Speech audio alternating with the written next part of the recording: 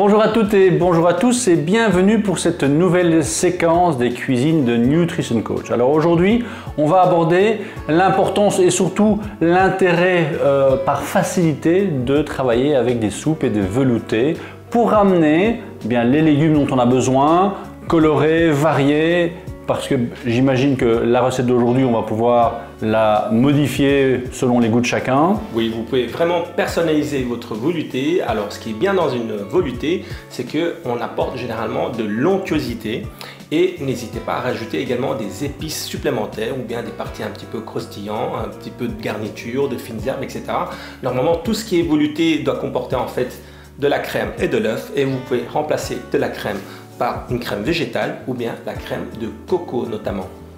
Donc ici, plusieurs avantages à la recette que Touta va vous présenter aujourd'hui. On a les légumes qui sont parfois un peu difficiles à varier. On va avoir les épices que l'on peut également amener, que ce soit en été ou en hiver. On va avoir une recette plutôt paléo, donc on va enlever les apports en produits laitiers, également intéressant pour ceux qui auraient des intolérances ou des allergies. Et on va essayer de faire quelque chose de goûtu, de gourmand, comme on a à ton habitude. Je te laisse la cuisine, Touta. C'est parti pour la velouté aux carottes et crème de coco. C'est parti. Alors les amis, c'est parti maintenant pour la recette du velouté de carottes et crème de coco. Vous allez voir, c'est très simple à réaliser. Tout d'abord, vous avez besoin en fait de votre bouillon de légumes ou bouillon de volaille si vous souhaitez. Alors ensuite, on va préparer les légumes directement. Donc on va faire chauffer et marquer légèrement les légumes. Je vais utiliser aujourd'hui un peu d'échalotes.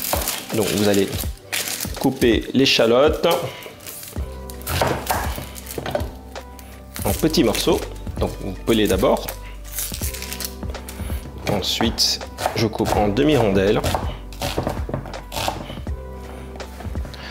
Je vais rajouter 2 petites gousses d'ail. Donc, hop, il suffit d'écraser légèrement la gousse pour retirer la peau. C'est très simple. Et ensuite, je vais mélanger également avec un peu de poireau. Donc on va aujourd'hui juste utiliser le blanc du poireau. Donc, couper en tronçons.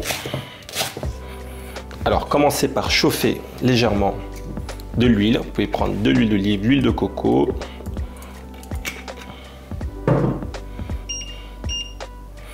Et maintenant on va venir marquer légèrement et faire fondre les échalotes, l'ail et les poireaux. Alors faites ça vraiment à feu doux, il ne faut pas brûler. C'est juste faire fondre vraiment légèrement la préparation. Alors maintenant on va s'occuper donc des carottes. Alors pour les carottes, tout simplement, vous pouvez prendre des carottes avec les fans si vous souhaitez. On va tout simplement peler légèrement.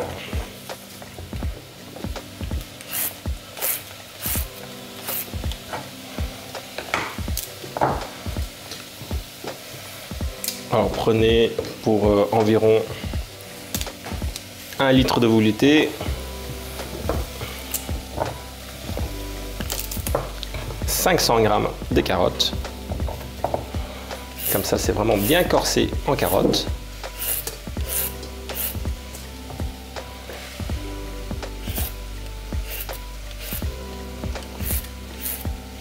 La carotte prend un petit peu plus de temps de cuisson, donc ce qu'il faudra faire pour qu'on soit au bon timing, c'est de le couper en petits morceaux. Donc, je vais d'abord couper en 2.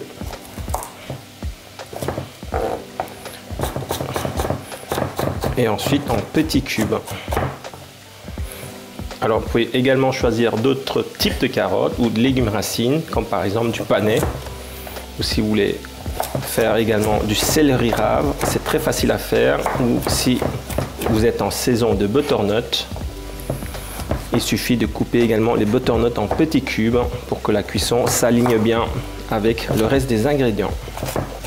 Donc, hop, les légumes commencent à bien fondre. On va maintenant rajouter nos carottes.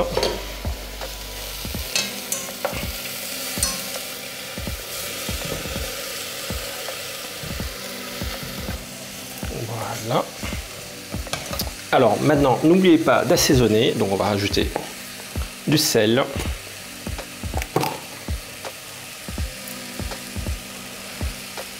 Et légèrement poivré.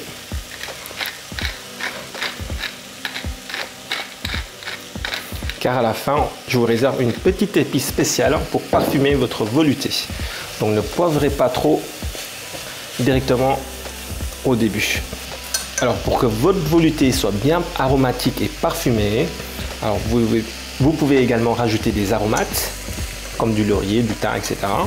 Mais ici on va retirer un maximum de sucre en faisant fondre légèrement à feu doux les légumes. Donc les carottes, les poireaux, les échalotes et l'ail, on va faire fondre ça tout doucement. Et ensuite, on va rajouter du bouillon. Donc avec le bouillon, on va pas vraiment recouvrir à la nage, mais juste à hauteur. Comme ça, vous avez encore l'espace pour ajouter votre crème ou lait de coco.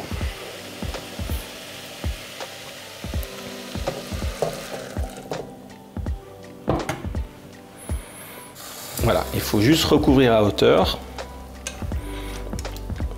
Et maintenant, on va laisser travailler les légumes avec le bouillon pendant environ 10 à 15 minutes. Alors les amis, lorsque les légumes sont bien cuits, sont bien moelleux dans votre bouillon, ici j'ai fait donc chauffer de la crème de coco. Il faut laisser un petit peu refroidir et ensuite on va mixer les deux ensemble avec de l'œuf. D'accord? Donc laissez un petit peu refroidir l'ensemble si vous voulez que l'œuf ne soit pas cailli et cuit directement dans votre bouillon. Alors, je rajoute ici la moitié donc en crème de coco. Et on va déjà commencer à mixer l'ensemble. Alors attention lorsque vous plongez le mix soupe, soyez délicat, sinon vous en aurez partout.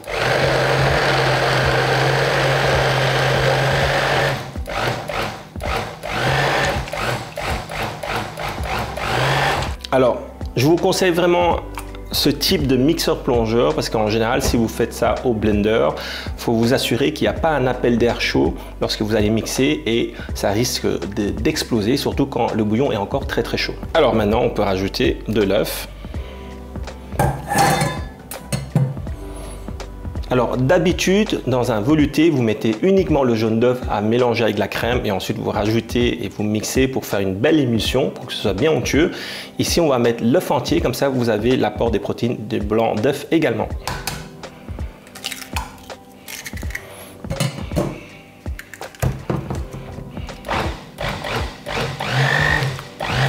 Alors voici la recette déjà terminée, il vous suffit de présenter dans votre petit bol ou laisser refroidir si vous souhaitez de faire un gazpacho de velouté. Et ensuite, n'oubliez pas de rajouter le fameux épice que je vous ai parlé, le garam masala. Et voici. Eh bien mon cher Touta, une recette gourmande qui transforme totalement l'idée qu'on peut se faire d'une soupe traditionnelle.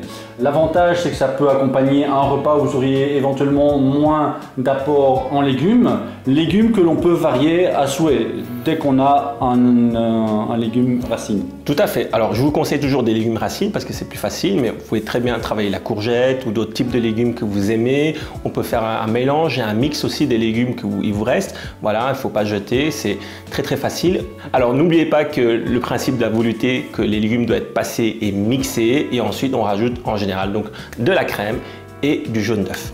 Crème que l'on peut prendre sous la version coco lorsqu'on est bien évidemment sans lactose ou version paléo. Alors ce qui est également important, c'est qu'on peut l'utiliser froid ou chaud.